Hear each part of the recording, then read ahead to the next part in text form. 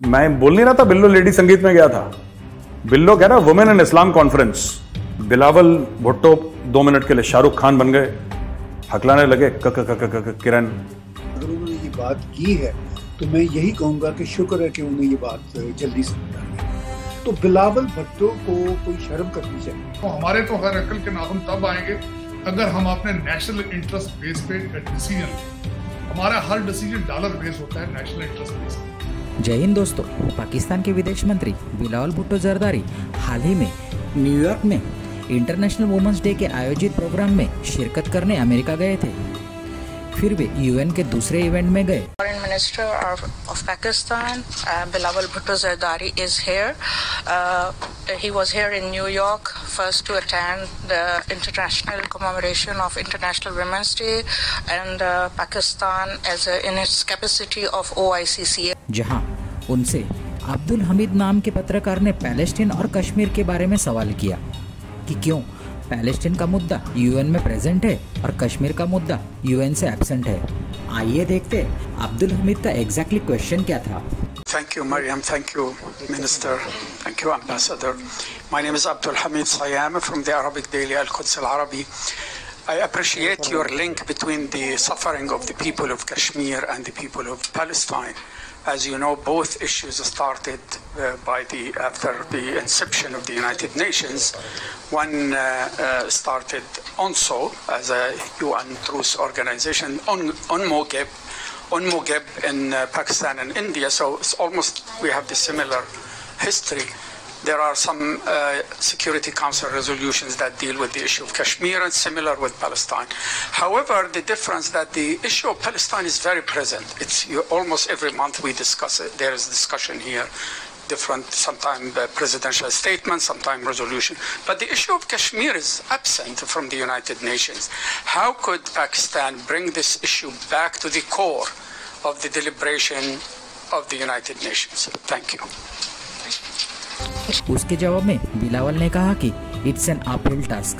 उनका कहना था कि कश्मीर मुद्दे पर संयुक्त राष्ट्र परिषद में पाकिस्तान का कश्मीर एजेंडा कोई स्वीकार नहीं कर रहा है। भारत का जिक्र करते हुए जरदारी की जबान लड़खड़ाई और उन्होंने पड़ोसी शब्द इस्तेमाल करने के बजाय हमारा मित्र ये शब्द इस्तेमाल किया। आइए जानते उन्होंने क्या कहा। We face a particularly uphill task to try and get Kashmir into the center of the agenda at the United Nations. And whenever the issue of Kashmir is brought up, our friends within our neighboring countries strongly object, vociferously object, and they perpetuate a post-fact narrative where they try to claim that this is not a dispute for the United Nations, that this is not a disputed territory recognized by the international community. And they insist, counter to the facts, counter to the reality, that their usurpation of Kashmir should be endorsed. So while we do find it difficult to get the truth across, we are persistent in our efforts.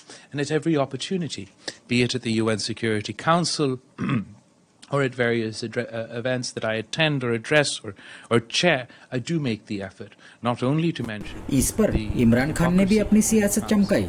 उनका कहना है कि इस तरह के बयान से भारत में हमारा मजाक उड़ाया जाता है। उनका कहना था कि इस तरह नहीं चल सकता। इस तरह के पाकिस्तान ये नहीं चल सकता। जरा हिंदुस्तान के टीवी पे देखें किस तरह मजाक उड़ा है पाकिस्तान का। क्या वो पाकिस्तान के ऊपर उनकी तरह टीवी खुशी से बता रहे हैं कि जी पाकिस्तान तबाही की तरफ जा रहा है। यही तो जब पाकिस्तान बना था किस चीज का खतरा था पाकिस्तान को, क्योंकि वो हिंदुस्तान के लीडर कह रहे थे कि ये तो ज्यादा देर रहेंगे नहीं, ये फिर दम हो जाएंगे हमारे में।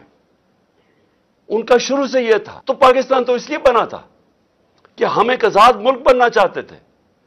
हम एक वो मुल्क बनना चाहते थे जो मदीना के रियासत के असूलों पे था, जिसका सबसे बड़ा असूल अदल और इंसाफ था, रूल ऑफ लॉ था।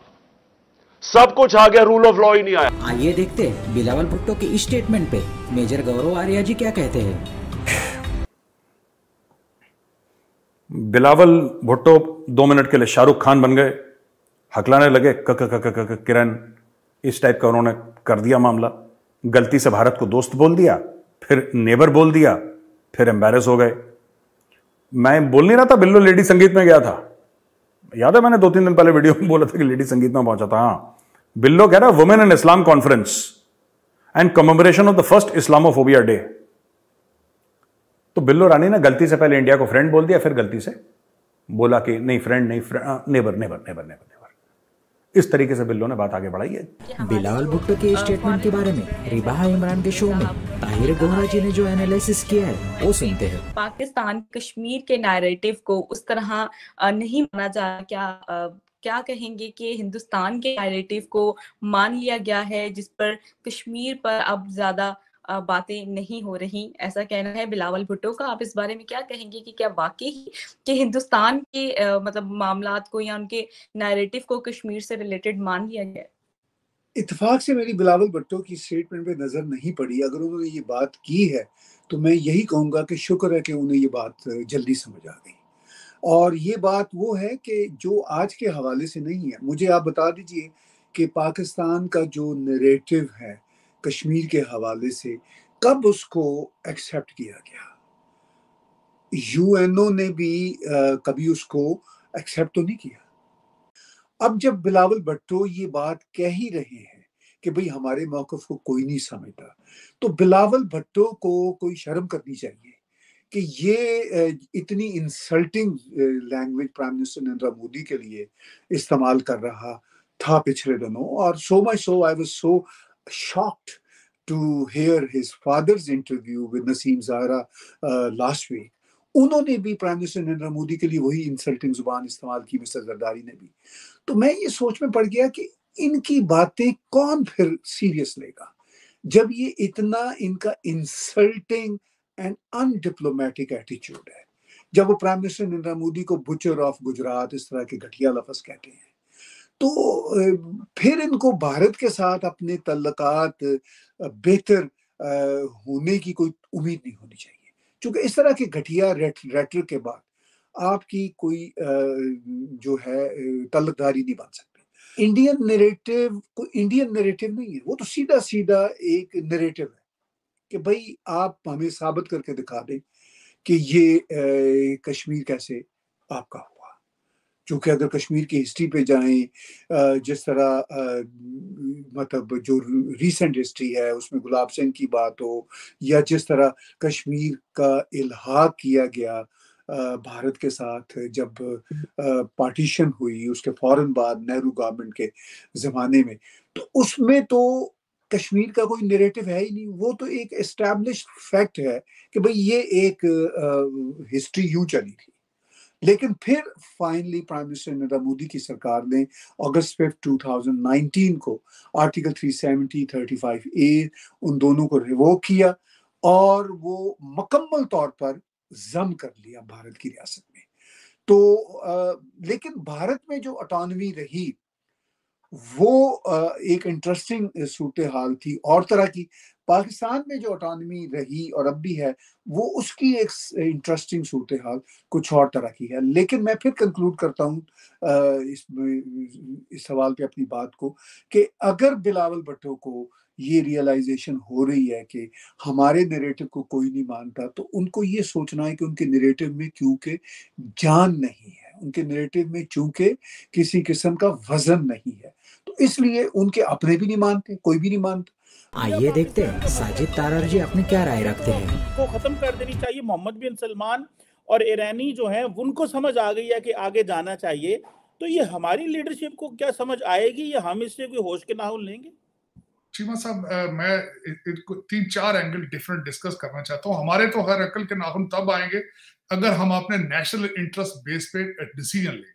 हमारा हर डिसीजन डॉलर बेस होता है, नेशनल इंटरेस्ट बेस नहीं होता। हकीकत मैंने आपको कहा था कि आप के रिलेशनशिप चंद ममालिक के साथ जरूरी है आपके सर्वाइवल के लिए, जिसमें भारत नंबर 1 पे है, दूसरे पे अफगानिस्तान है, तीसरा ईरान है, चौथा चाइना है।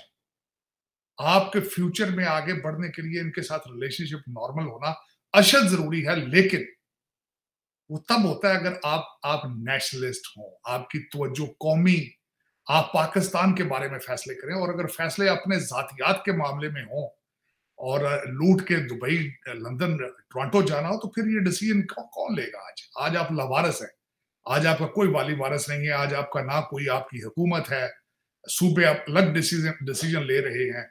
खान साहब पेट्रोल का गैलन हाथ में लेके फिर रहे हैं और माचिस एक हाथ में है। तो सऊदी अरब और ईरान तो इतने इंपॉर्टेंट है कि चाइनीज अपना रोल प्ले करना चाह रहे थे। आपको लगता है कि पाकिस्तान और इंडिया के बीच में ये इस तरह की कौन इक्वेशन में कौन रोल प्ले कर सकता है? अमेरिका की तो सुनते ही कोई नहीं है, तो आप खुद अमेरिकन फॉरेन पॉलिसी की सुन रहे कहते हैं, तो इसको आप कैसे देखते हैं? आप जो है इसमें थोड़ा सा बताएं कि कोई विंडो ऑफ होप है या अपॉर्चुनिटी है?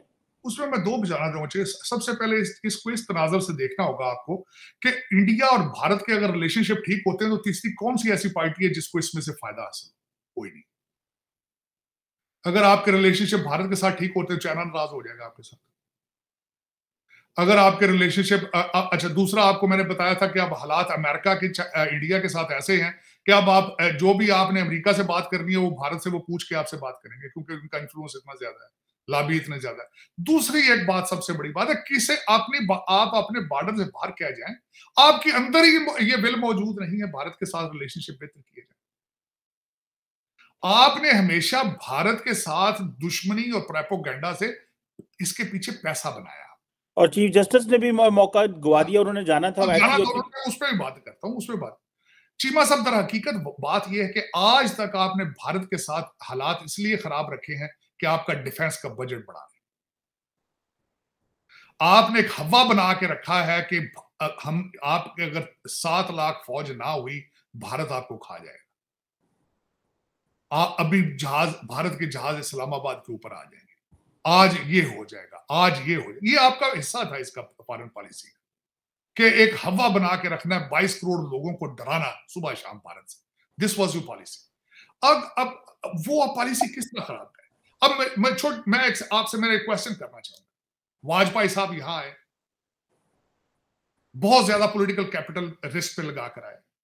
उसके बाद मोदी साहब आए, आप सोचें कि उन्होंने कितना बड़ा पॉलिटिकल एक रिस्क लिया होगा, उसके वर्सेस आपने क्या किया?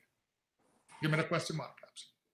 और इस वक्त आप कहते हैं कि रिलेशनशिप ठीक हो, मेरा ये क्वेश्चन मार्क ये है आपसे, आपके साथ भारत के साथ रिलेशनशिप करना आपकी जरूरत है या भारत की जरूरत है? आपकी जरूरत है, भारत को जरूरत नहीं है आपकी। हाँ ये है, अगर भारत आपको ये कहे कि हम आपको $डॉलर दे देंगे तो आप सारे चले जाएंगे वहां।